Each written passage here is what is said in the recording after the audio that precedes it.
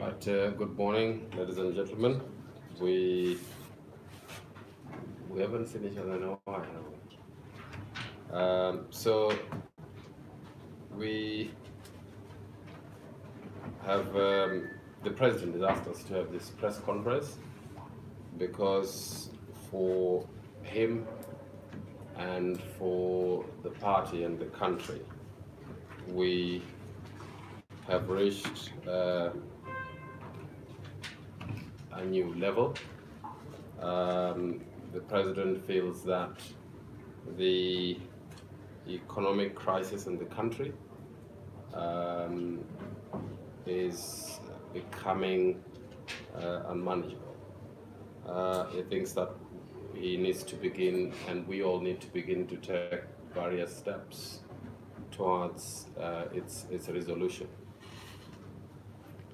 The president wants to encourage all stakeholders in our economy and in our social life to consider taking concrete steps to have this crisis resolved. He encourages young people in this country who have a lot of stake in its future to begin to think about steps to ensure that the country does not implode soon. And his responsibility, the president feels that it is time to begin processes for preparing at the very minimum for an alternative vision, an alternative government for our country. And he's beginning this process by, as you will see in the forthcoming weeks, making appointments and institutionalizing some of the activities that he thinks needs to be in place in order to rescue our country from its crisis. So in the last week, the president has been, in the last few weeks, has been positioning the party of excellency for the magnitude of work that he thinks lies ahead of us.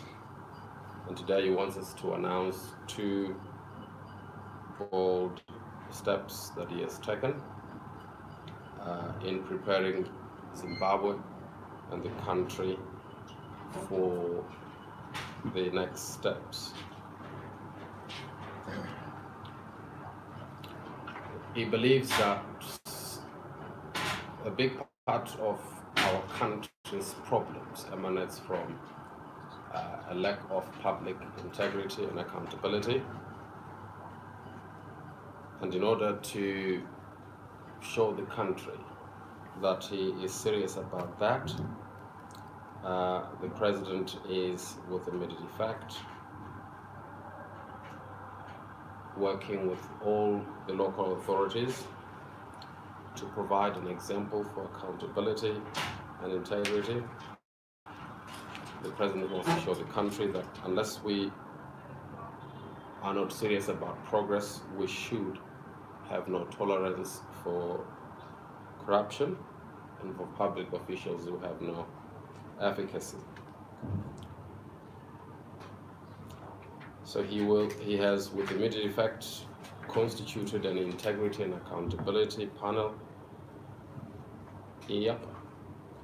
which will be seized with investigating and working on issues of corruption in local authorities. He has provided definitive terms of reference for this panel. He would like this committee to perform its duties by meeting not just with officials, with stakeholders, residents and citizens.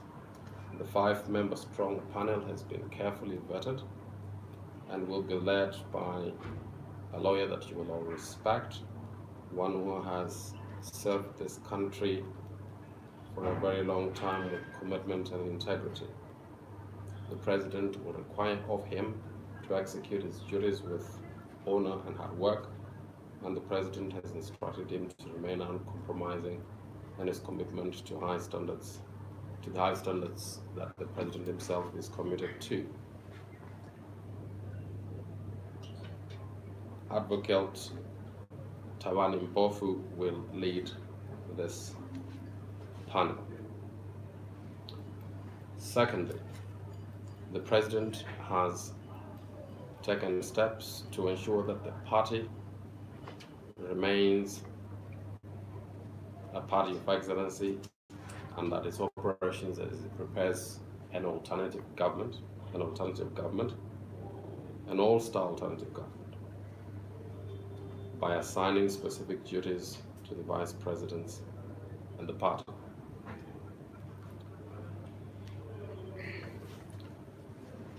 The President has allocated these duties to ensure that he can execute the mandate to transform the MDC into a modern-day 21st century party. These assignments are in place in order to ensure that the MDC can define the new Zimbabwe and prepare to form the next government, and do so very soon.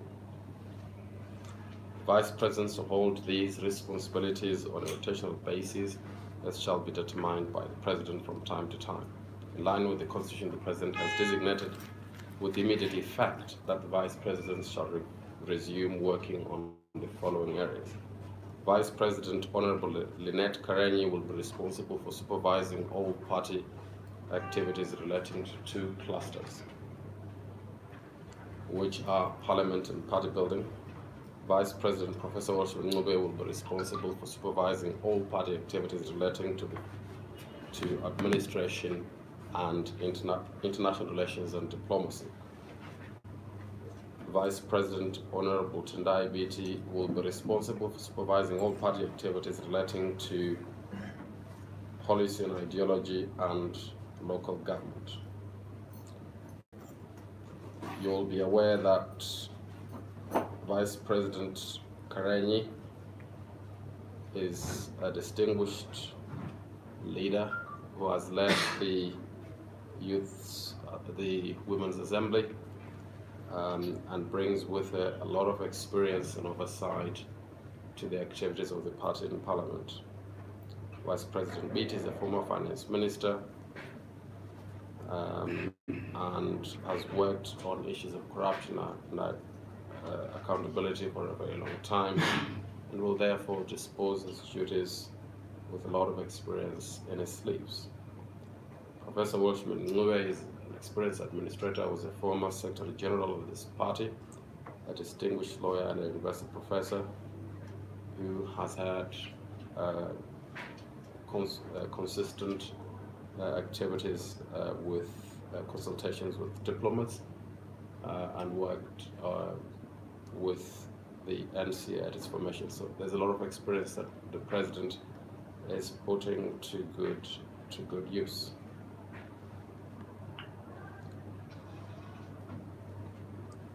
With that, I finish my statement. Do we have any questions?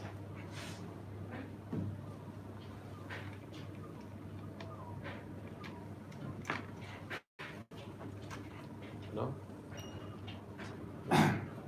I just want to appreciate from you why these assignments to the Vice President right now. Is there any particular reason that pushes for this when they've been working for the past 3 or so months without this specific portfolio? Well, the President is looking at forming an alternative cabinet. Okay, the country is run by mostly what seems to be dead wood. And we at a point where we do need an alternative government structure, and this is the beginning of that process, which we think is absolutely necessary. We've got to assign these duties to make sure they're carried out in the party, but also in preparing the structures of the party to take the responsibility of governing. And when you say that business and the young people should take concrete steps towards ending the crisis in the country, is there any idea in terms of what concrete means? Well, look, our country is at a point where there is no going back if we do not stop it now. If you're in the habit of reading, you realize that economies across the world are transforming from the ones that began at the turn of the 18th century, your industrial revolution. We're now going into an information age revolution. And Zimbabwe doesn't even have the industries that are necessary for the last type of economy, and we need to be moving to the next type of economy. And if we're going to do that, we are going to need to resolve our crisis very quickly, or else we will be irrelevant as a people. Our country needs to be building an economic infrastructure that can take advantage of the information age. If we allow the current government to continue to put us back into the Stone Age, the problem is that we will get to a stage where we will be unable to catch up with the rest of the world. Our infrastructure and our resources will be too obsolete for the next economy, for the next society. Yeah, but you say if we allow, that's the gist of my question. How do you disallow? Well, history is littered with a lot of moments like this. History is littered with societies and communities that were on the brink of complete dissolution, and the people took their responsibilities seriously to organize themselves. This is what the social contract is about. We have got to realize that those governed must govern firstly with consent, and secondly must govern so that everybody who tries, who dares to, can achieve the minimum definition of a reasonably good life. And we can't do that, most of us in this country. Since we can't do that, we've got to make sure that those that govern us know that we need to do that, and if they can't help us achieve that at the very minimum, then they've got to accept their inability and step aside. How that is done, it is almost always entirely the responsibility of the nation. Look, the people of Zimbabwe are the largest Congress that this country can ever have, and they must decide. They must have that Congress. Some people have accused you of lacking leadership because you do not have something definitive to tell them that this is the steps that we are taking. You always say people have to decide. Well, what if people have decided to live with what is happening? Look, I disagree that we always say that we always say the people have to decide. We are saying that now. But the gist of the matter is that we've had a lopsided. We have to change this relationship. The people of this country must own their country. We must own our country, and if we own it, we're never going to let anybody abuse it. Okay? We need to begin to take responsibility, and that is what the president is doing. Look at what he's done, and that is the task of leadership. He says, look, we need to be ready to lead when called upon, and in order for us to be ready to lead, we will clean up our structures. And one of the most serious problems, pernicious problems in this country is a lack of integrity and high levels of corruption. The president is taking decisive action beforehand to make sure that as we go forward, we don't get stuck in there. And then he's assigned duties for his vice presidents, which is a responsibility to make sure that work gets done. And that when a government is needed, it is there for the people, and it can account for its activities, and that is leadership. And believe me, the people of Zimbabwe know what they need to do. They know what they need to do. They know that they own this country. It is theirs. This country has got to be great as it has been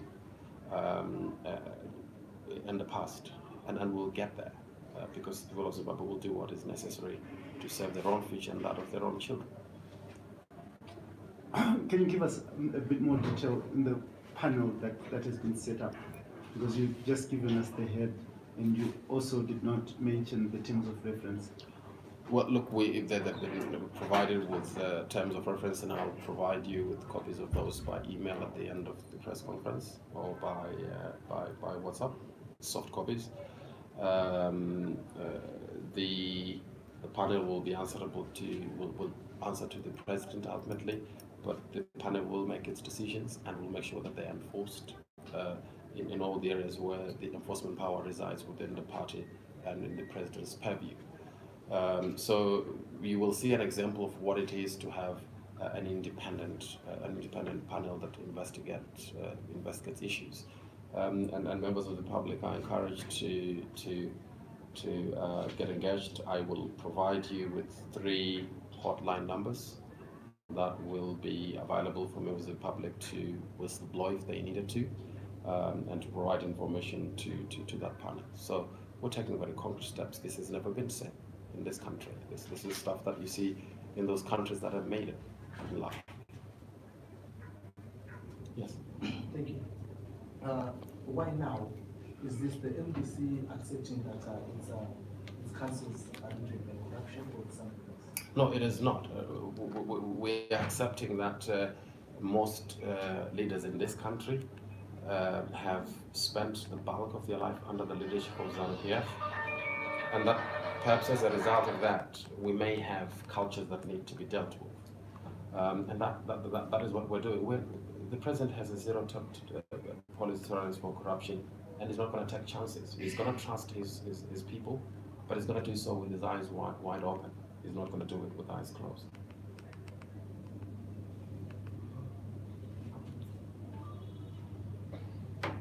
Okay. Were you okay? Thank you.